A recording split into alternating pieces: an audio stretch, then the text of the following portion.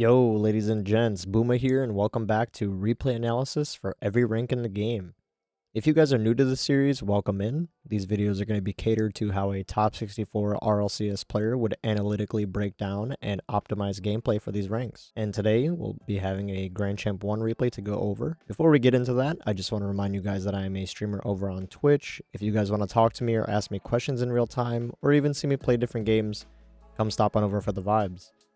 I'm also a coach for Rocket League. If you guys are interested in getting coaching from me, join the Discord and check out the coaching section there. The links will be in the description below, but without further ado, let's get right into this. Okay, so we got Sir Drunky Monkey here. He is a GC1 player looking to push Grand Champ 2 and 3. He's got around like 5k hours in the game, so we're going to hop right in and see what we got. Interesting story about Monkey Baller is he is actually one of my very first Rocket League teammates I became friends with in Rocket League around, I want to say like the diamond rank back in the day. Ooh, that's unfortunate. But yeah, I thought that was just a little funny thing to mention, but we're going to do an initial watch through of his replay and we're going to see what GC1's looking like these days. I do know that this rank likes to play too fast sometimes to a detriment. A lot of times these games tend to lack quite a bit of control. You can see it's very boom ball. And I feel like GC1 is kind of that rank where people start to realize that, you know, you can't just chase the ball around anymore. Everyone's gotten so good at defense. Everyone's gotten so good mechanically. So it tends to become the rank where actually having, you know, higher game sense is actually going to win you these games in the end. And they always typically are highest scoring games. I believe this one is got a lot of goals in it. Yeah, so we're in for a treat here. Sorry, I do want to turn the scoreboard back on. Not a bad touch, but those are the spots where I definitely would want to see some controller. Infinite Memes here doing some great stuff too. I've also played a lot with Infinite Memes. These two have, I've known these two in Rocket League for a very long time, since I was back on console, and it's nice to see that these guys still play the game today, you know. Alright, I mean, I should say we're all playing it still today. Oof. Yeah, so the pacing is something that's so out of control. There's a lot of, and it really reminds me of the champ ranks. It might be a little faster and it might be a little more mechanical, but it's definitely equally as messy as the champion ranks. For those of you that have not hit SSL yet, when new seasons begin, literally everybody, including, you know, pro players who are 2700 elo plus, get reset to like 1660 or something like that. Which is or maybe 1600. I'm not so sure I remember. At least I know in 2v2 it resets you to 16 something, which is right around the Grand Champ 2 rank. So a lot of the higher level players tend to start there at the start of the season, but they easily climb out of these ranks so they don't get stuck in the jungle. Is what I like to call the like 16 to 1700 ranks. Grand Champ 2 to Grand Champ 3 becomes a mess very quickly. Not only at the start of season, but towards mid-season and end season. I would say back in the day, Champ 2 was probably the one rank that was like the current Grand Champ 2. It was very messy. You'd get a lot of Grand Champ players stuck down there at the start of the season on reset. It was like the most mixed jelly bean bag of the types of players you could get, the extreme types of playstyles you could get. And it became a very messy rank, and it was actually a rank that was clowned on a lot back in the day.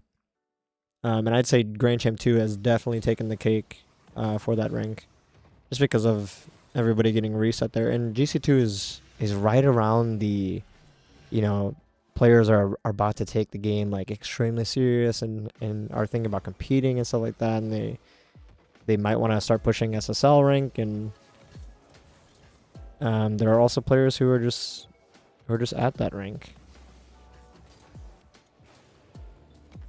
So the one thing that's standing out to me out of this entire replay so far is there is a very, very small points in time where they take control of the ball. Other than that, this ball is just getting sent around the field basically until somebody makes a mistake, and then it's a hard shot into the net. So a lot of positional mistakes, a lot of boost management problems, a lot of things we should not be jumping for from both sides.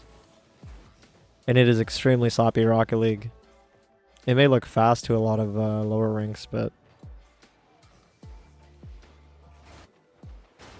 this to my eyes needs some type of structure to it. Oh my goodness, we're bumping each other out of the net. A lot of bad habits from both teams as well, which I will point out. I just wanted to get an initial watch in so we could see what we're dealing with. Good try. That was actually one of the better plays in this game, taking a little control in the corner, trying to get a bump as well as the pass middle. A lot of just double commits too. I would imagine if both these duos are duo queued, they'd be talking to each other. Big spaces too. I was very surprised with the champ analysis we did recently with how much space is just left in between each other. And that's a 50 into the net. Very interesting. Kickoff needs a little work from Monkey Baller, who we'll talk about.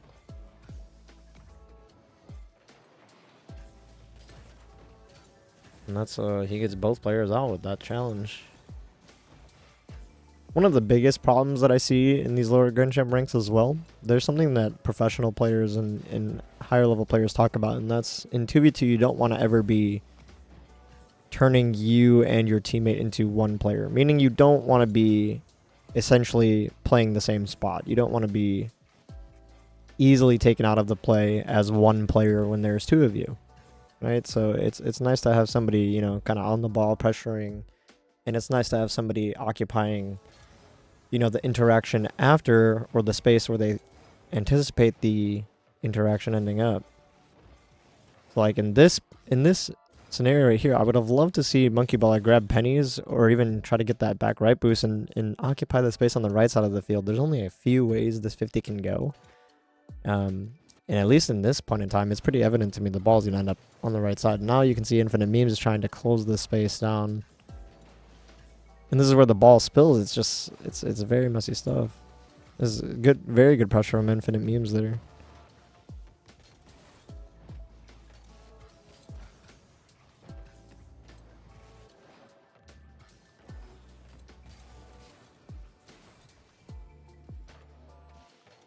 Twos has always kind of been, especially for me, I've been a threes player for like my entire career in this game. You know, it was the first game mode I got SSL in, and twos has always been a game mode that's been more chaotic than 3v3. It's a very heavy cut meta, especially, and at this high pace that players have gotten, tons and tons of mistakes going on. All it would take is one player to be able to punish all these goofy mistakes, and it would be a one-sided game easily. So we're going to try to get Monkey Baller. We're going to give Monkey Baller all the advice we possibly can to get him to be that clinical punisher of a player. Oof, almost a...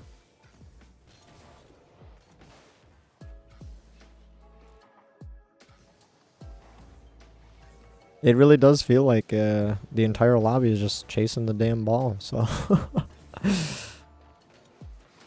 I feel like we're going to be in for quite a long overtime here. Oh, never mind. There it is. GG.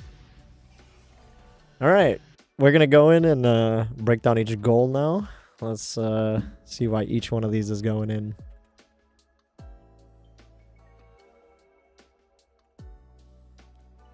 For those of you guys that have gotten coaching from me before, or you've seen me do coaching replays on the stream, you do know that I like to do one clean watch through of the game. And then I would like to break down why each individual goal is going in. Potentially even the opportunities, but I'd like to save time on, you know, recording this series. So already, our big mistake here, it's a decent kickoff, right? Kind of neutral. Infinite Memes can get the boost and the ball. he ends up taking a very hard touch away from himself. Now for Monkey Baller,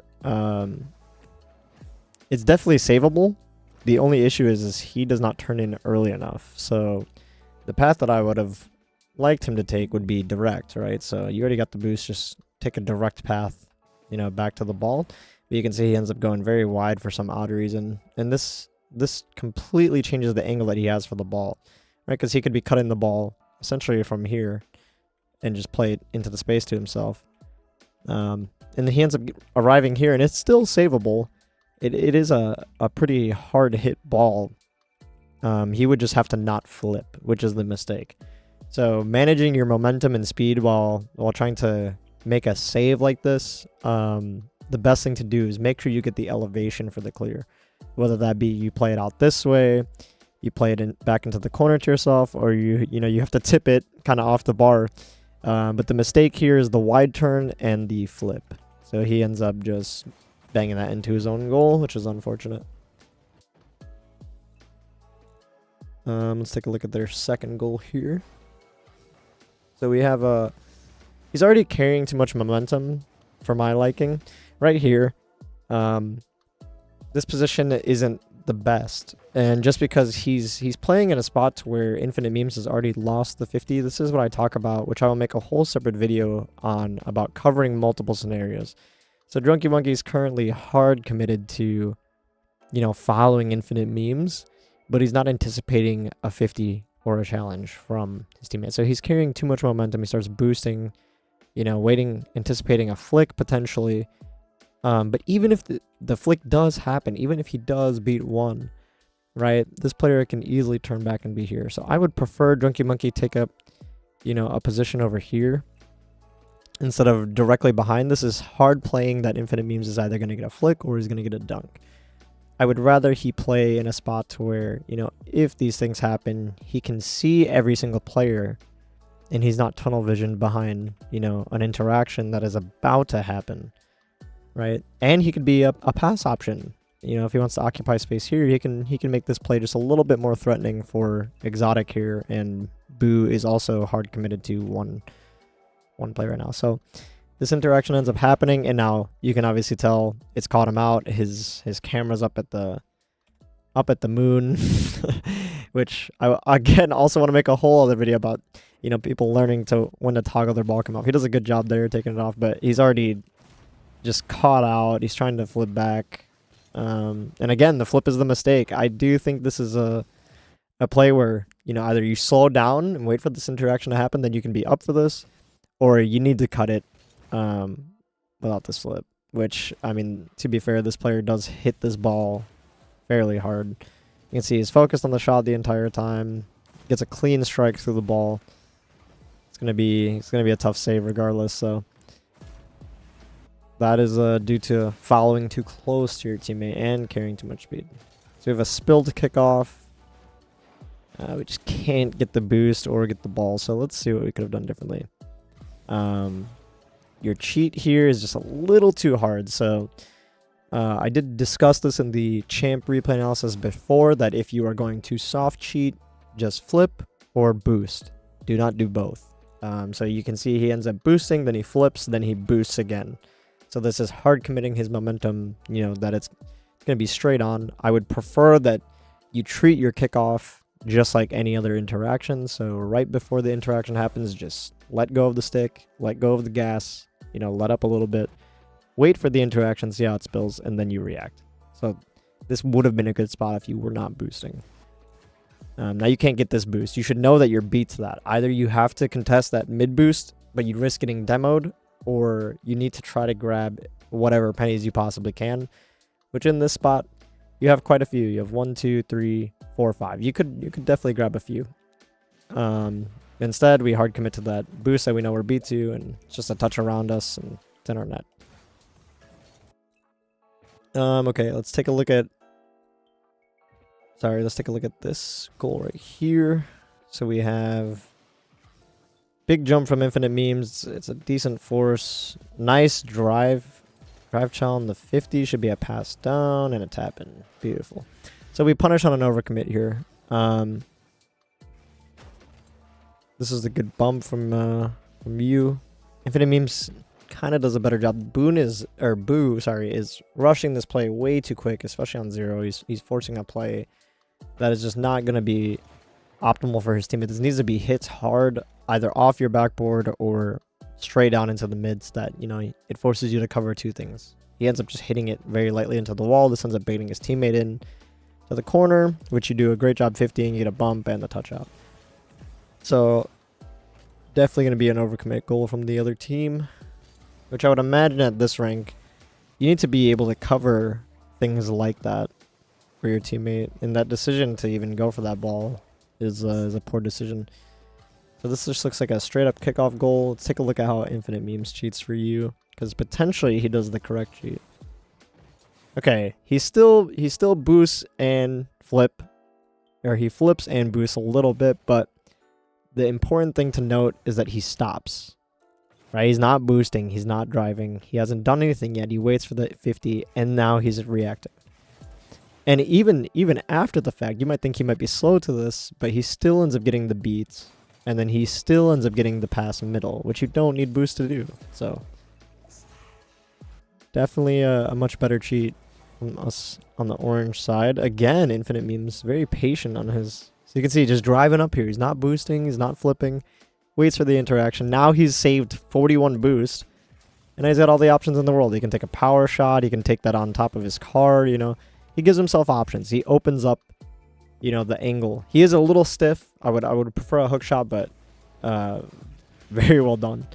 It gets the goal regardless. So okay, now this goal.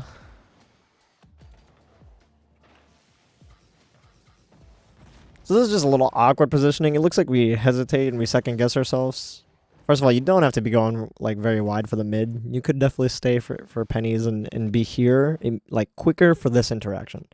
Right? If Infinite Memes is awkward, you could have taken a much better optimal path, which shout out my buddy Glacier. If you guys don't know Glacier, he is also a coach for Rocket League. He calls this the elevator path because it is straight up and straight down. I will also leave links to Glacier stuff in the description below if you guys are interested in, you know, some more in-depth coaching. But we could take this elevator path and even, you know, branch out into this path here. You know, you can take any one of these paths to end up in a better spot. So for the pacing of the play, once this interaction happens, you know, instead of being here, this makes all the difference, right? You'd be a little closer to this interaction where it's not as awkward to jump for, which you could still jump for this. You and Exotic are probably at fair distance from each other. You are definitely in the closer spot, so you should be playing this beat. Which I would prefer you don't just slap it into the sidewall, but he's jumping from literally the mid boost. So in this spot, this is where you need to just play the beat and tap it around him. Instead, you end up, you know, not feeling confident or whatever. You don't think it's a good ball to jump for, and then you make yourself awkward by going on the wall when you could have just stayed on the floor and then, you know, catch this on your side of your car and then take on the 1v1 on the ISO. This player is already leaving, so that's just a unfortunate turn. Sometimes that is truly the difference in Rocket League, especially at the higher levels, is how you turn your car.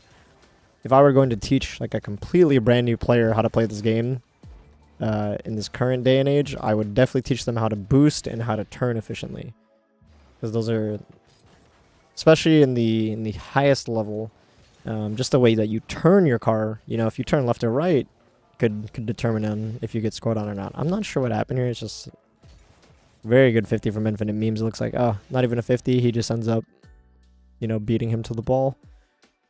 A lot of just random goals going in. It's not, in a 2v2 scenario, you would prefer that you work the other team for your goals. And I can provide some examples after that, or after this replay, of what that kind of looks like. But you want to, you know, either the like simple breakdown of what 2v2 is at the end of the day. It is essentially, you can look at it one way or the other. Some people like to call it 2 1v1s, and some people like to look at it like you get one player out and then you either use a 2v1 advantage or you isolate the 1v1. So you would want to get one player out of the play, you know, and then you guys can pass play, you can bump play, like what you could solo play, whatever. You want to work the other team for your goals, and a lot of these goals in this game are just very silly things that I would not expect Grand Champ players to be conceding. It's just a 50 on the goal line. I'm not sure what Boo is doing here. It seems like the biggest issue for me in these lower Grand Champ games is the threat detection from these players is interesting. Some things that they don't see as threatening, they don't have the sense of urgency that it is threatening. And this is definitely not a way you want to take a 50. And holy camera settings, by the way. This is some very close. I'm like watching 2016 freestyler camera settings. Anyway, now that we got the goals out of the way, let's talk about what we can optimize in this game. Okay, so the first opportunity that I see that we could definitely optimize is this right here. So post kickoff situations are very good times to score the ball. This is what I mean by 2v2 could potentially be 2 1v1s as well, right? We've had the kickoff takers both go. They're both on their downtime picking up boosts. So now you have an ISO in this part of the field, right? So you have all this space to work with, and you have a 1v1 for quite a while, especially because this guy is taking, you know, the longest route possible to help his teammate. He could easily cut in, you know, quicker and, you know, be a help to his teammate. You want a 2-layered stacked defense rather than just one. And right now, Boo is still grabbing his boost, so you're a little bit late to getting this touch. I would love to see you grab that, you know, first touch earlier, like right here. Use your boost and, you know, get under this earlier, you know, so you can already line up something. This is still a good position to have, but now you've wasted an extra second, and that extra second makes all the difference now because Exotic can, you know, cover a part of his net now. So what you have to be aiming for is you either have to hit a very, very hard flick, you know, top left. You have to, you know, hit a flick this high, which he most likely has covered, and he's jumping fairly early. So these are the moments where you can really choose to let your mechanics be creative, and you can even threaten that you're gonna shoot, and you don't have to. If you're somebody who typically plays for the man behind, right? You could easily just, you know, continue driving and let him hit this ball off you, and it would most likely just roll back to Infinite Memes, and then Infinite Memes can do something solo. But I would have much rather preferred you do some type of control, either, you know, big elevation play, you know, where they don't have it covered, right? Big flick to the backboard would be huge here. That would allow Infinite Memes to kind of come in and get into the play. It would make it hard for Exotic to jump forward just because he's supersonic, you know, into his net essentially, and Boo is pre-jumping you. So he would have to play very, very high, and you end up just kind of like single jumping. It's a little too late. We react just a little too late, and he ends up dunking you and getting a big clear for him and his teammate. So right afterwards, we have like a very weird and awkward play in the corner here from the entire lobby. And this type of stuff happens all the time in these lower ranks, and a lot of the like mess stems from these corners, either poor challenges in the corner, people overcommitting into the corner, whatever the case may be. The priority here is obviously both teams want this corner boost at this point in time, right? You have a player who just went for a mechanical play, and in my head, Infinite Memes should never be allowing this guy to get anywhere remotely near this boost, which I believe he loses it, yeah. So he should have took a harder touch, or one of you should play the ball, one of you should play the boost, just so you guys do not reward Exotic for doing a dumb play, giving you the ball for free, and then grabbing 100 boost to turn right back around and put in an annoying challenge. The second thing that I wish was different here, not only are you way too close, if this guy gets a hard touch, you know, across this back wall here, your net is completely open, and it does not take a lot to put that ball in. He could literally just take one big touch, and this is what I was talking about, where you two have now become one player to beat. So right here, if he just gets a big pinch touch across, it's gonna be a lot harder for you to make that wide turn out and you know, get back, especially if that ball stays along the wall. It's most likely a goal for them. So you're just a little bit too close here. I'd prefer you not follow Infinite Memes into the corner as much. And then the decisions after these things happen. So now that he has thrown himself out of the play, you have to worry about, you guys have a 2v1 counter attack on a player who's on the back foot. The one thing in my head that is like ringing alarms right now as the player who's not on the ball is you need to make an off-ball play. And that for me right now, and supporting Infinite Memes in this spot, would be to bump Boo before he gets to Infinite Memes. This is the number one threat for me because he's literally either going to hit the ball back to Exotic to make Exotic's life easier, or he's going to demo Infinite Memes. So in my head, I would have turned in and tried to, just flip him into the wall so that he's not allowed to make this disruptor play from behind. Ends up, fortunately, working for you guys because Exotic's not ready for it. But yeah, that is another thing you guys can optimize for sure. Right, so this next play is, I believe, like a mechanical pop. Yeah, and we're trying to do a mech play. So one thing that is like a bad habit for lower ranks, including champ and into grand champ, this is where people start to get a little more mechanical, so they want to use their mechanics to, get players to do stuff. I don't see anything wrong with this, but in my head, this is inefficient because, yeah, you get one out, but if your mechanical play is lacking in control like this, you're just bringing a ball to this player. You're bringing a free ball to him, and you're wasting all of your boosts. You're going to make your recovery time very long to help Infinite Memes. Because if Boo lands, he could just go bump Infinite Memes if Exotic gets a hard shot. But Boo is, you can see Boo had just done the same thing. And it's like the most predictable thing. So he's like, I'm just going to pre-jump it. Now he ends up burning 100 boost to get nowhere. And now he's out of position. So it's like a bad thing for both teams, and it's like you're forcing a mech play when you don't need to. This would be a better spot to take it on a dribble or, take it into the open space. I'd rather you actually do something to try to get one player out of the play without losing possession and without utilizing 100 boost to essentially just give them the ball for free, right? And you're making it something like this you may think is good because you got one out, but something like this is harder for your teammate to follow up because you continuously are flying the ball away from him. So this is something that I talked about in 3v3 videos like a long time ago.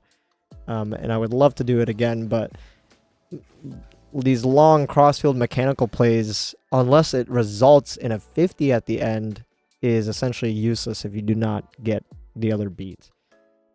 The 50 at the end of that mechanical play is the most important part, and players need to learn when and where to do that and how to make it easier for their teammate. The thing that I stress the most now in 2v2 these days is you want to make the game easier for your teammate as much as you possibly can. And that is what's going to win you games. That is what's going to create opportunities for you and your team. So another thing that I noticed is the momentum that we carry around the field. We're not carrying the correct momentum for what the situation calls for. So obviously it's fine that you're trying to, keep your pace up and keep your momentum up, but at this point in time, you do not need to be hauling around the field this much as fast as you are. Grabbing pennies is fine, but we're wasting pennies to get more pennies, and then we're putting ourselves out of position in an awkward spot. And then obviously this is the touch, which is the result of, the incorrect speed. So your instinct kind of takes you, to where you think the ball is going to spill. And you are in a perfect spot, at least where I think you are right now. Right? So right here, let up on the gas. Brake tap, chill for a second. Let the touch happen. Let the interaction happen. Right? And then once this happens, you're already kind of playing in this area here, and you're ready to receive the ball. But you can see you overdrive your positioning.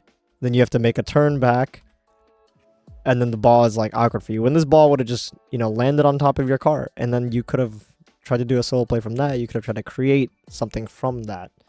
But instead we end up we put ourselves out of position because we have the incorrect speed, and then we're trying to force something, which is, it's not the best. And then obviously it results in the goal that we discussed earlier, where you make the exact same mistake, you overdrive your positioning, and then you're out of position, and you get scored on. Okay, and so right here, this is a perfect play that you make right here. The only questionable decision right here is you have Exotic throw the ball away, right? And he lands with low boost. Now you and Infinite Memes have a 2v1 scenario versus Boo Jr., and I'm pretty sure you guys don't know that he's low on boost. I'm not sure what Infinite Memes is looking at. He's looking at you with the ball. in my head, this is where I'd immediately be counting this player out of the play. And if I was Infinite Memes on 100 boost, I'd be going to chase this player. Because you could easily take a touch and roll this ball, this way and take a hook shot while he chases, Boo. You could take it on a dribble and try to flick. You could air dribble bump. You guys have a 2v1. It doesn't matter what you guys do. You need to work together to score it. But instead, for some reason, this is the one point in the game where you decided not to play the situation. You rolled it to the wall instead for a solo play. Now, this would be good in a certain scenario. When I talk about instead of playing into your opponents, you play it into the open space. It would be good in a scenario, but this was a counter-attack scenario where the blue team had it overcommitted and we weren't taking the ball direct. So not only do you obviously lower your opportunity and your percentage of scoring this play, you make Infinite Memes being an option for you useless, and then you allow both players to get 100 boost each and get their feet set for defense. They have a 2-layered defense. You have a player playing the low and you have a player playing the high. So your percentage for scoring that goes significantly down. So that might be an awareness thing. The best tip I can give for you to that is next time you're on a defensive situation, just count. Especially, like, it's such a simple thing you can do in your head while you're playing, like right here. There goes 1. There goes 2. Like, now you should be having that sense of urgency to speed up. Either be a pass option and go over here so Infinite Memes can, speed the play up. Or you see Infinite Memes go up here and you pass to him. And if not, taking in touch is also fine. You just need to be playing more direct, right? Play together with your teammate. Okay, so for this scenario right here, you're not anticipating the 50 that your teammate's going to have. He clearly does not get the catch that he wants, but you should be in a spot to where you are following this up for him. You need to be facing either him or facing the play, and then once this happens, you are jumping for that. And you can either play it back to Infinite Memes, you could play that into the corner, you could look for some type of control, but instead we decided not to turn, and we blindside ourselves to the other player who's not on our screen, which if I was Boo in this position, I probably would have just tried to go for a demo on you. I'm not sure where he ends up. Looks like he also jumped. Yeah, he could definitely just bump you here, especially if he sees Exotic, coming in for this chow. I don't see why, especially because you're kind of sitting duck right now. It's a very easy bump.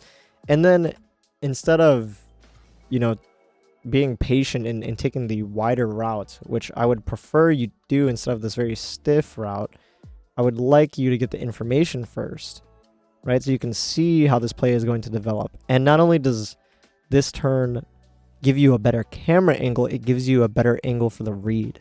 So one mistake that you make here is you end up going into the net. This is the biggest #1 plague I see for any lower ranks. Everybody wants to go into the net, whether that be for a squishy or they want to go into the net and do a Yui, and then you kill all your momentum, and you're not going to save a shot or a double tap if you're doing that. I want you to be playing this bounce. So as soon as this ball hits this, you are playing this bounce. So if you had done a wide turn out here, right, you have momentum across your goal line, and this is a much easier read for you coming from this angle. And now you can see you end up wasting all of your boosts, and Infinite Memes actually goes into what I call the cut lane, which this would be more of a threes concept. It's not the best in 2v2, especially because, it's scary jumping for something like that. And the odds of you getting bumped into that and own goaling, you never know. But he does a good job to save you. But yeah. Make sure we're taking the wide angles. Don't go into the net. And let's play the bounce next time. Okay, this play right here I noticed. We actually end up getting a mechanical play in a 1v1 scenario. I'm not sure if I should also be coaching mechanics. If you guys want me to, break down a little bit more of the mechanics in these replays, I definitely can. Just let me know in the comments below.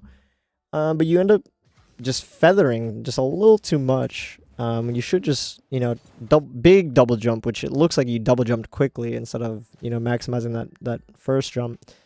And you're air rolling just so much. You do not have to be air rolling this much. You're fighting your car's momentum a lot. Just air roll up, keep the car straight up, like a paddle.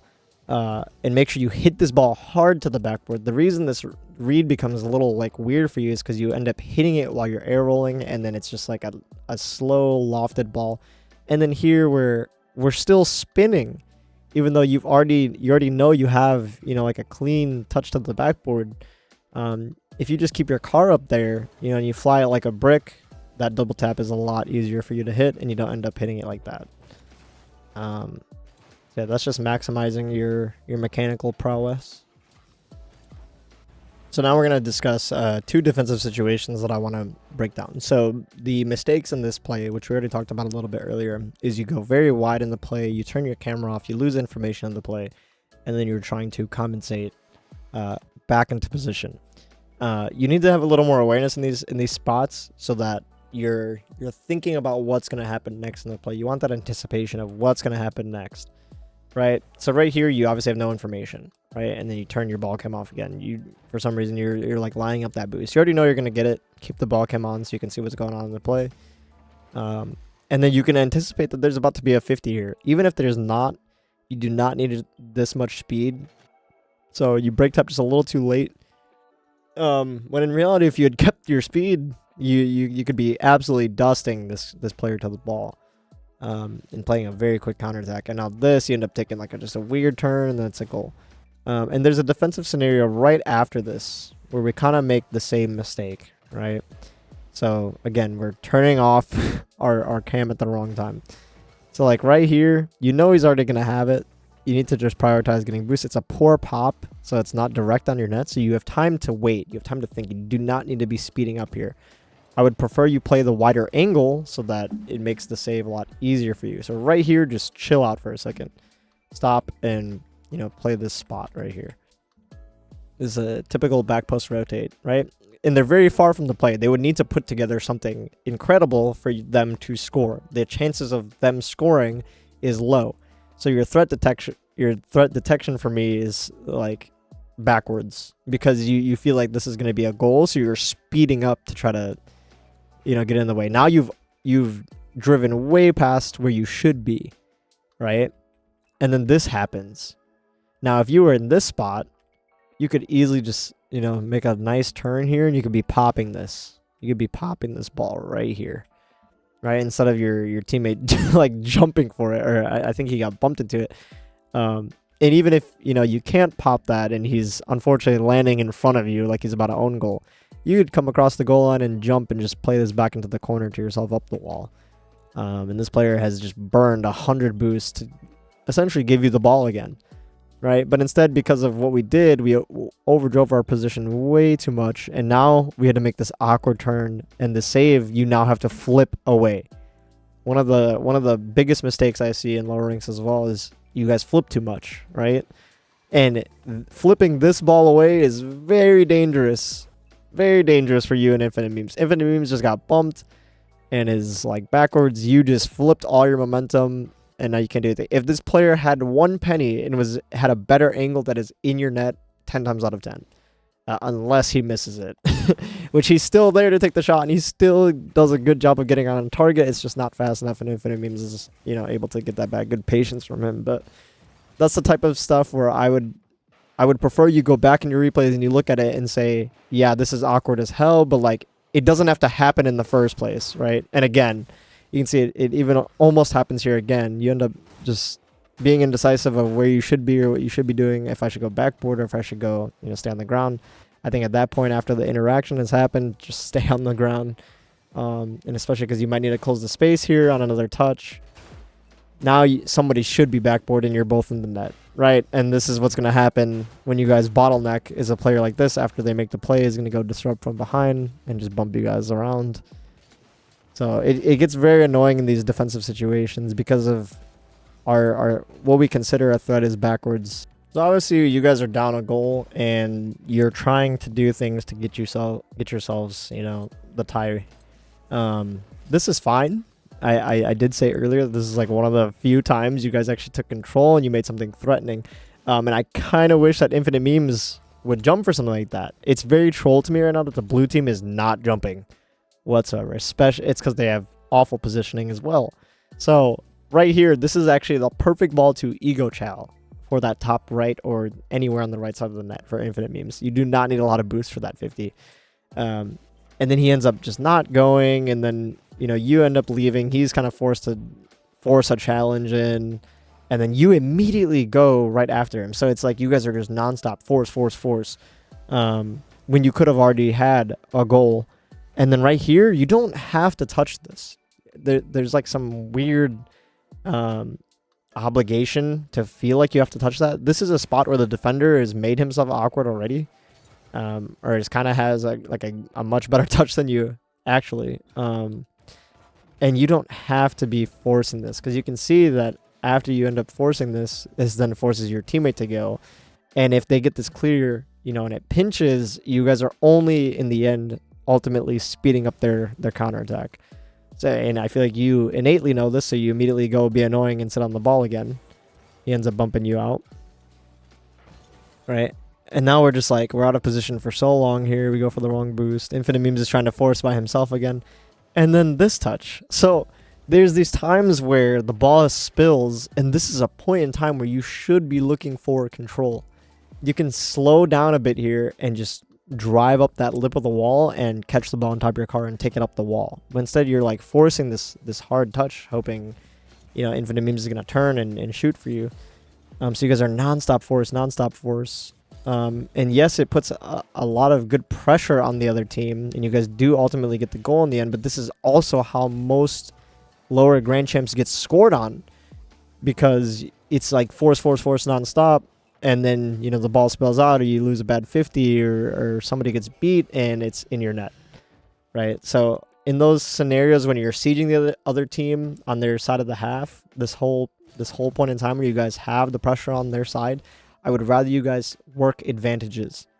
Work on making sure they don't get the mid boost, you know, chase them off their goal line, make sure you grab their corner boosts, play it like a normal ones game. How you would play a ones game. You would force a flick, force somebody to save the ball, waste their boost, then you go grab a corner boost and you filter, right? You reset, you grab the possession again, and you continuously do this until you can break them down. Either you can demo them, either they have no more boost to make a save. But those plays have to be threatening enough. And none of what you guys did, none of what you guys like decided to do in the spot was dangerous enough for the other team, when you could have had a goal a lot earlier if we just jumped for the correct ball. Like right here, especially when I see a player flipping a lot like that, that usually means he's in a panic state.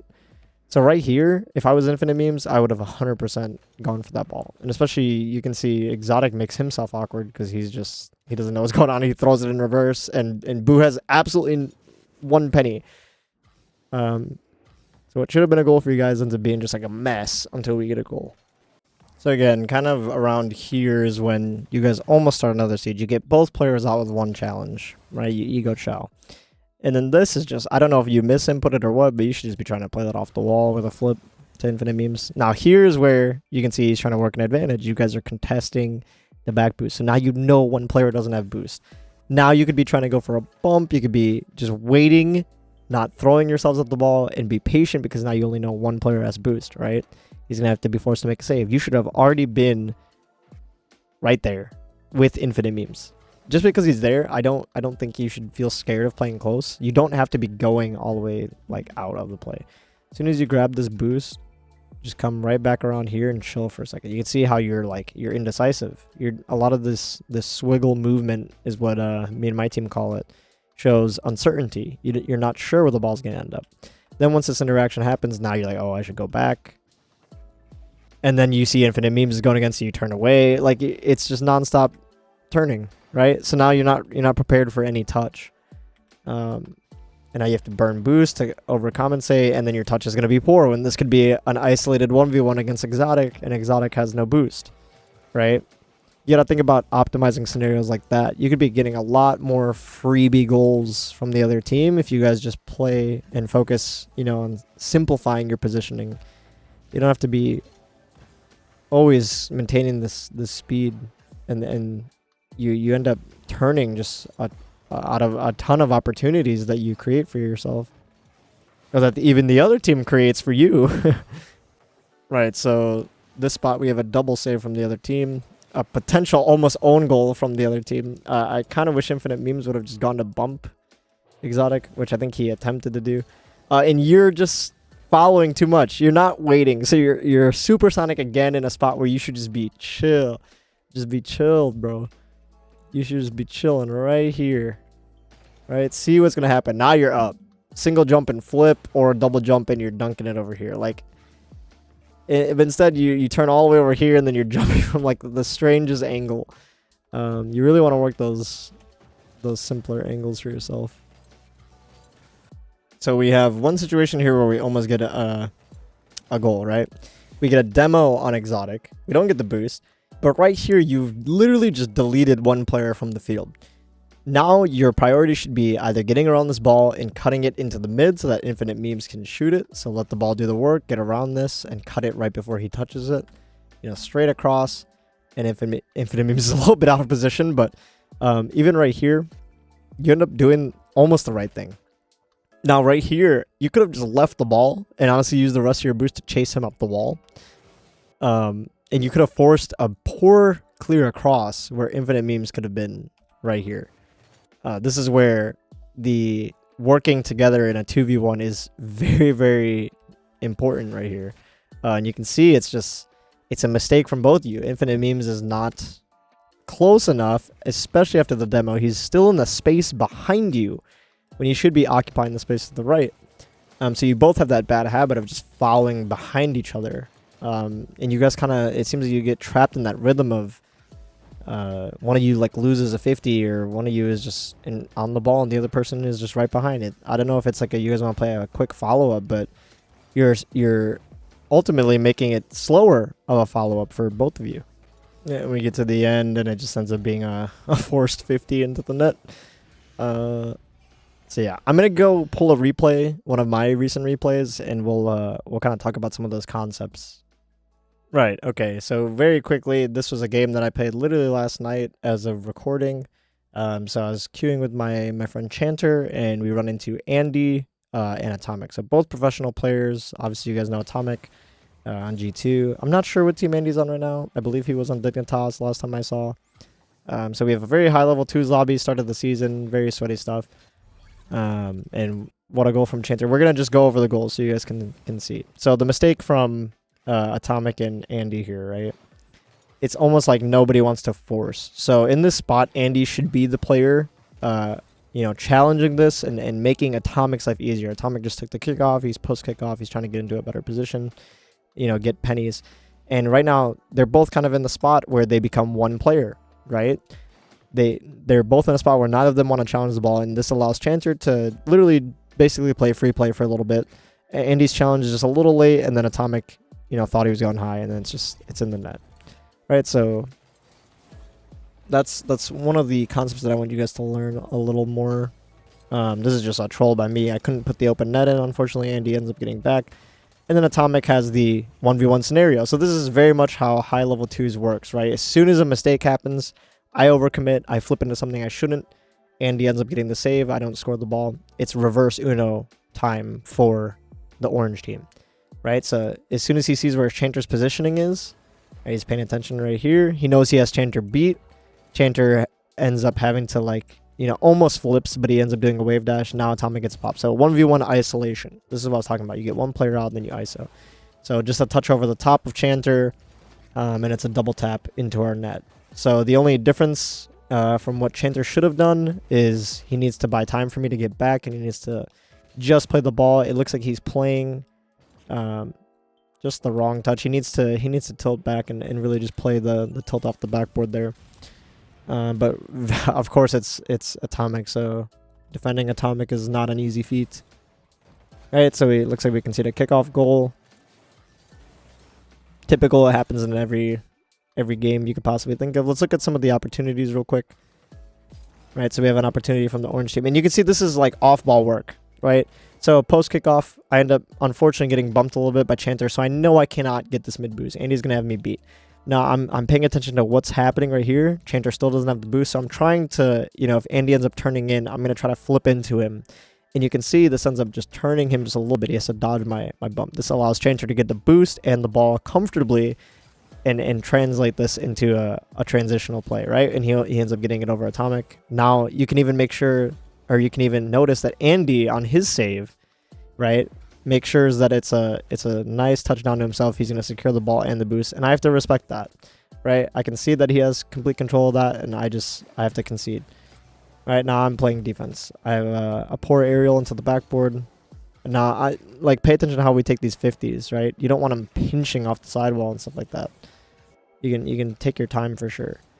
And playing in these defensive spots is not easy, of course, right? As soon as you make a challenge like this, right, I can tell there's a player missing on my screen, and as soon as I turn in, I notice I'm beat to this, right? So there's no point of me jumping whatsoever. Just wait for the touch, just 14 boost and tip up.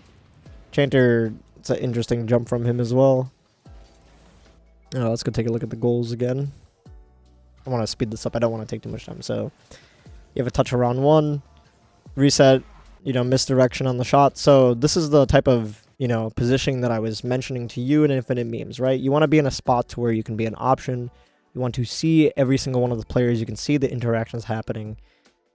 I'm also still blocking the angle towards my net, right?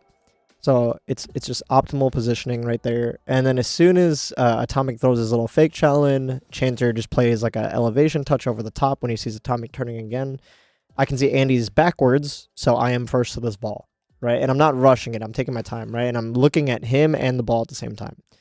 And when I see that he's pre-jumping this left side, he's pre-jumping a shot, he has a double covered, I end up just pre-flipping into a reset, and then I use it immediately to put it behind him. So it's just a little like mind game in the air, right? It looks like I'm up big with a big jump, right? So maximize that first jump, and you can see I'm up. So now it looks like I'm threatening a double tap or something, but then I slow down as soon as he jumps, and then he hard commits to one play, which is the elevation play, and then it's just a touch around. Well done from us. Let's take a look at the mistake we make here. So post kickoff situation, I can't contest the boost. I try to bump Atomic, but he still ends up getting this boost, which is phenomenal stuff. Rocket League. So now I have to leave. He ends up getting his light touch to himself, 1 flip reset, stays with it, and it's just a dunk on Chanter on the goal line. Let's see what Chanter could have done differently. All right, ends up getting the boost. He sees that I can't go. He should, because he has the boost, force for me so that I can get back for him, which is what I was trying to do. Just grab like 1 or 2 pennies so I can, get back. But it's just a tough play anyway, because you can see Andy was coming to demo one of us regardless. So that's just maybe one of those spots where we're not going to get out of getting scored on there. It was just a poor kickoff from us. That's just an open net. Let's take a look at the mistake here. So it looks like I end up forcing something that I shouldn't. Right, so we have a spilled ball on the kickoff. Right, I grab the boost. I'm just trying to test if Andy has it, right? Let him hit it away from himself. Now I get a free ball for myself instead of going solo, which I probably should have looking back on it. Just took Andy on with the 0 boost. I tried to pass down to Chanter so he could shoot it. He ends up touching over Andy, and Atomic's there. I try to not, keep our pressure there, and then I end up not taking a 50. Right, and this baits Chanter into a spot where, he kind of wants to be there in case I do get it through. And he's just a little bit too close. So now when he turns out, he cannot contest this mid boost. He can't get a demo, and Atomic's just shooting that around him. It looks like a lot simpler than the mess of what lower rank Grand Champ is, because the decision making is clinical in these lobbies, right? So if some player makes a mistake, 99% of the time it's going to end up being a goal. So right here I had to fake because Atomic is off. I end up not getting the pop that I want, right? But the important thing at the end is the 50, right? This allows Chanter to follow. And this is something that I feel like you guys definitely need to do more and implement into your game. And let's just take a look at the final goals here. So this is kind of that positioning again, right? So we're in a spot where Chanter is obviously going to receive the ball or get bumped. So I'm playing in a spot to where, either I can give myself multiple options. If Andy's going to pop it to the corner, I can go grab the corner boost, or let Chanter get the corner boost. If Andy turns in for something, I'm supporting Chanter in this play. And it's difficult because he's flipping on 0. Atomic also has 0. And I don't want to let them just get a free ball. So this ends up being just a single jump chow, right? So I'm not full committing into this 50. Andy ends up just turning it into me. I'm immediately up with the boost that I have, and Chanter, I was hoping to get a much harder shot than that, but Chanter ends up getting a demo on Atomic. Which you can see, Atomic's just flipping just a little too much, and rightfully so. He's he's on 0 boost. He's working on fumes. He's just trying to get back so he can make a save.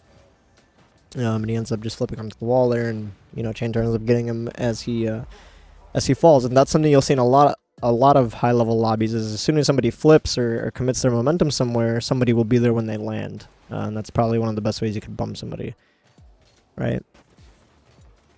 In these spots, we're very much playing for 50s for each other because we have low boost, right? And we both know this, so you cannot afford to be taking poor 50s. You can't afford to be touching the ball away just because the other team is testing you. You can see Andy very patiently just is waiting, and it looks like we're on low boost because of how the ball is moving, right? So he just takes a pop and sees what's going to happen, right? He sees that I have control of it. He's waiting for Atomic to chow, and I know Atomic's going to chow just because he ended up getting our corner boost. So what's going to happen when a player gets your corner boost? They're most likely going to turn right back around. So I prep for the 50. Now Chanter can follow up. He's also prepping a 50, which is a little harder just because I cannot follow, but he ends up getting both of the players. And this is one of these spots where it's like, because we're down a goal, and this is like the last second of the game, it's 0 seconds, there's an opportunity here for us. If Atomic doesn't jump or Atomic goes back to net, there's an opportunity, but he knows this, so he's just going to wait for the touch across. This is a little dangerous if Chanter had gone with me, just because if he gets this touch back to Andy, right, and this is what I meant, playing the space, playing the anticipation of where the ball's going to end up. Like, even here, he's not in a rush to get back because he knows Atomic is first to this, right? Andy could have definitely turned up and just caught that ball. Chanter ends up deciding to kill it. And the last final goal looks like we end up making a save here. Andy has a touch away from himself. I touch up to myself, and then I think, unfortunately, Chanter goes with me, thinking it's a pass. So this is one of these spots where we had gotten one player out of the play, and it was essentially just 2v1 versus Atomic right now. I was just trying to get the beat or play the 50 and then have Chanter pick the ball up afterwards. But Chanter thinking this is a pass it's just a little bit troll just because it's hit away from him, so he's at a disadvantage the whole way through jumping for that. And I thought it was pretty evident that I was going to follow it up for myself, but it is what it is. We all make mistakes. But yeah, I hope that helps Monkey Baller, and I hope that helps anybody in the Grand Champ 1 ranks. Look for more control. Don't be playing right behind your teammate. Please stop trying to force every single 50 and play through to score. You need to be working the other team in order to get goals. Outplayability is massive in Grand Champ 1 rank. Please learn when and where your mechanical plays are good. If you have a 1v1 isolation, for example, if you have a 2v1 man advantage play, those are typically the times. Post kickoff situations are also good. Like I said, treat it like a ones game, right? Usually in ones, if you lose a kickoff really bad to the mid boost and you can't get it, most likely that player is going up for a mechanical play. So with that being said, I think that'll wrap up for the GC1 video. Alrighty guys, that's going to do it for today's video. If you guys found this content enjoyable or helpful, please leave a like, share, and subscribe. Make sure you guys check that noti bell and join the Discord to stay up to date with when I post or go live. I appreciate you all tons. Much love as always. I'll see you guys in the next one or on stream. Peace.